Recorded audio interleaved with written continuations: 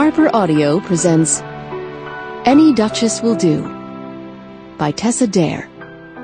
Performed by Eva Kaminsky.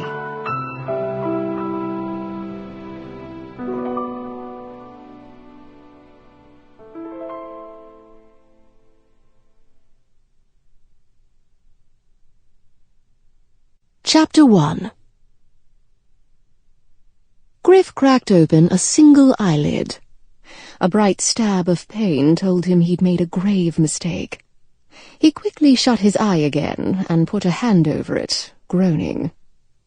Something had gone horribly wrong. He needed a shave. He needed a bath. He might need to be sick. Attempts to summon any recollection of the previous evening resulted in another sharp slice of agony. He tried to ignore the throb in his temples and focused on the tufted plush surface under his back. It wasn't his bed. Perhaps not even a bed at all. Was it just a trick of his nausea, or was the damned thing moving? Griff. The voice came to him through a thick, murky haze. It was muffled, but unmistakably female. God's knees, Halford. The next time you decide to bed a woman after a months-long drought, at least stay sober enough to remember it afterward. He cursed his stupidity. The epic duration of his celibacy was no doubt the reason he'd been tempted by whoever she was. He had no idea of her name or her face, just a vague impression of a feminine presence nearby. He inhaled and smelled perfume of an indeterminate, expensive sort. Damn, he'd need jewels to get out of this, no doubt. Something dull and pointed jabbed his side. Wake up! Did he know that voice? Keeping one hand clapped over his eyes, he fumbled about with the other hand.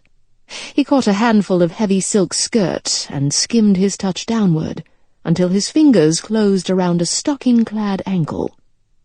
Sighing a little in apology, he rubbed his thumb up and down. A squawk of feminine outrage assailed his ears. An unyielding object cracked him over the head, but hard. Now, to the pounding and throbbing in his skull, he could add ringing. Griffin York. Really? Bloody hell.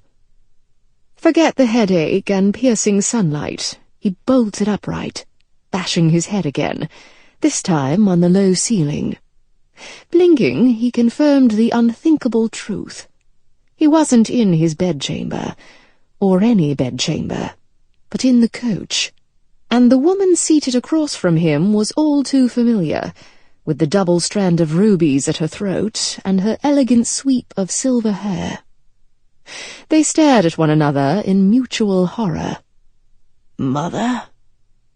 She smacked him again with her collapsed parasol. Wake up. I'm awake. When she readied another blow, he held up his hands in surrender. Good God, I may never sleep again. Though the air in the coach was oven warm, he shuddered. Now he most definitely needed a bath. He peered out the window and saw nothing but vast expanses of rolling green, dappled with cloud-shaped shadows. The coach's truncated shadow indicated midday. Where the devil are we, and why? He tried to piece together memories of the previous evening.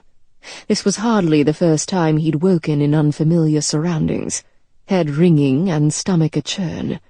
But it was the first time in a good long while. He thought he'd put this sort of debauchery behind him. So what had happened? He hadn't imbibed more than his usual amount of wine at dinner. By the fish course, however, he seemed to recall the China's acanthus pattern undulating, swimming before his eyes. After that, he recalled nothing. Damn, he'd been drugged. Kidnapped. He snapped to alert. Sample complete. Ready to continue?